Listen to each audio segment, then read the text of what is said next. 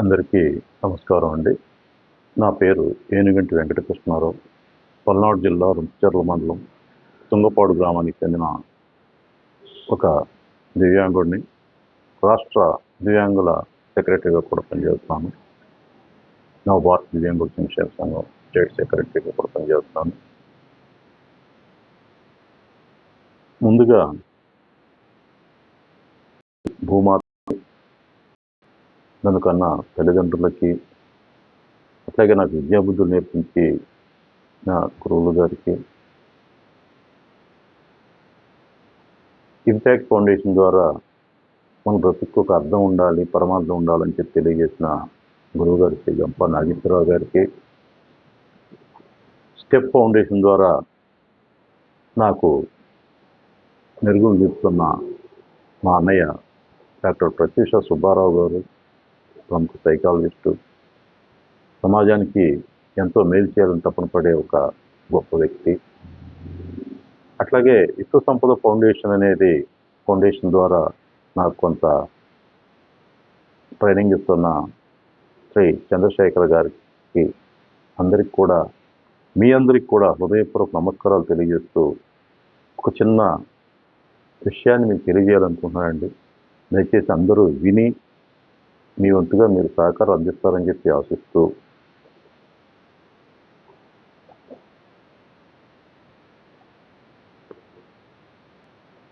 మంచిని సమాధి చేస్తారా, ఇది మనుషులు చేసే పనియేనా, మనలో పాపం చేయని వారు ఎవరో చెప్పండి, ఏ పాపం చేయని వ్యక్తికి ఈ శిక్షలు ఎందుకు చెప్పండి,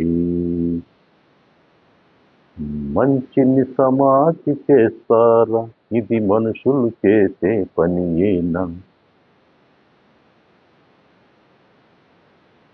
మనం మనుషులుగా పుట్టినందుకు మన జీవితానికి ఒక అర్థం, పరమార్థం ఉండాలని చెప్పేసి నేను అనుకుంటున్నట్టు మీ అందరికీ లేదని కాదు, కానీ మనకెందుకు లేని మనం ఊరుకుంటే, ప్రతి వాళ్ళు మనకెందుకు లేని మనం ఊరుకుంటే సమాజం ఇలాగే పోతుందండి.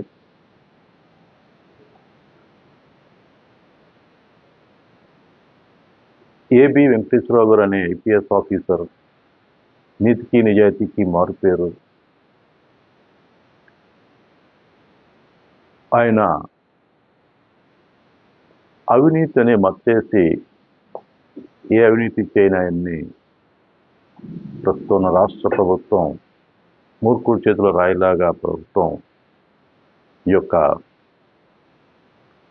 పదవిని అడ్డం పెట్టుకొని ఆయన్ని ఇబ్బంది పెడుతుంది. రాష్ట్ర హైకోర్టు, సుప్రీంకోర్టు, క్యాట్ కూడా ఆయన నిర్దోషి అని చెప్పి తీర్పించినాయి. కానీ ఆయనకి ఉద్యోగం అనేది ఇవ్వకుండా ఇబ్బంది పెడుతున్నారు. యూనిఫామ్ రిటైర్ అవ్వాలనుకునే ఆయన కోరికని సమాధి చేస్తున్నారు.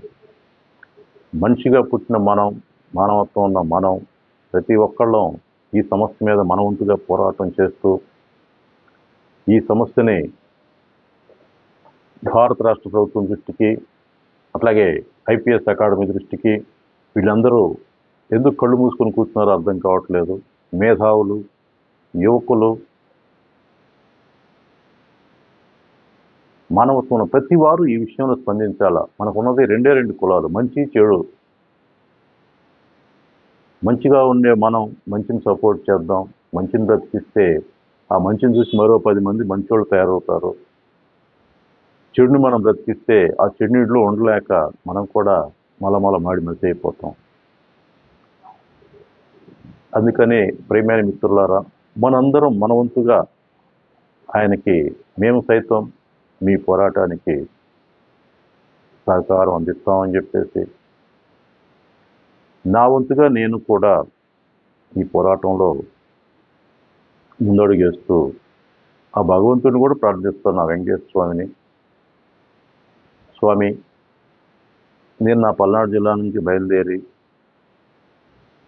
తిరుపతి కొండకు వచ్చి కాలి మార్గం ద్వారా, మెట్ల ద్వారా దివ్యాంగుడిని నేను నడిచి నీ మెట్లెక్కి నీ ముందుకు వచ్చి నా మొక్కు చెల్లించుకుంటాను. ఆయనకి యూనిఫారంలో రిటైర్మెంట్ అయ్యే అవకాశాన్ని కల్పించు స్వామి, మీ ఆశీస్సులు అందించు స్వామి అని. అట్లాగే మానవత్వం ఉన్న ప్రతి ఒక్కళ్ళకి నేను చేసే విన్నపం ఇదే. ఒక కుక్కకి రాయి తగిలితే 10 కుక్కలు మన మీద దాడికి వస్తాయి. ఒక కాకి రాయేస్తే 100 కాకులు మన మీద దాడికి వస్తాయి. ఒక మొక్కని పెంచితే మనం అది 10 కాలాల పాటు కార్బన్ డైఆక్సైడ్ పీల్చుకొని మనకి స్వచ్ఛమైన ఆక్సిజన్ ఇస్తుంది. సో మంచిగా మన యొక్క మంచిని 10 మందికి పంచాలి. భావితరాలకు మనం ఏం సందేశం ఇస్తున్నాం? మనం సభ్య సమాజంలో ఉన్నామా? సభ్య సమాజం సిగ్గుపడే సమాజంలో ఉన్నారా అని చెప్పేసి ఆలోచించుకోవాలి ప్రతి ఒక్కళ్ళు. ఎందుకంటే వీధుల్లో కుక్కల్లా బ్రతుకుతున్నావా, గొంతుల్లో ఉన్న పందుల్లా బ్రతుకుతున్నావా అర్థం కావట్లేదు. మన కళ్ళ ముందే ఒక ఐపీఎస్ ఆఫీసర్కి అన్యాయం జరుగుతుంటే చూసి ఖండించలేని, ఆయన సపోర్ట్ నిలబడలేని మనం మనుషులు అని చెప్పుకోవటానికి నాకు సిగ్గుగా ఉంది. అందుకే నేను నా ఉద్యమాన్ని ఆయన కోసం నా వంతుగా దేనికైనా సిద్ధం అని చెప్పేసి నా మొక్కుని భగవంతుడికి విన్నగించుకుంటూ ఆయనకి యూనిఫారం వచ్చిన మరుక్షణమే నేను నా ప్రయాణం మొదలు పెడతాను. సో మిత్రులారా, మీరు కూడా దీన్ని 10 మందికి తెలియజేసి అకాడమీల దృష్టికి, సంఘాల దృష్టికి తీసుకెళ్ళి న్యాయ పోరాటంలో మన వంతు సహకారం, మనం పెట్టుబడి పెట్టేదేం లేదు, మాట సాయము లేకపోతే మన సోషల్ మీడియా ద్వారా మన ప్రయత్నం మనం చేసి ముందుకు తీసుకెళ్తారని ఆశిస్తూ మీ అందరికీ పాదాభివందనం చేస్తున్నాను. ఈ కార్యక్రమాన్ని ముందుకు తీసుకెళ్ళి మంచిని బ్రతికిద్దాం, మంచి మనిషిగా మనం జీవిద్దాం. జై హింద్, జై భారత్.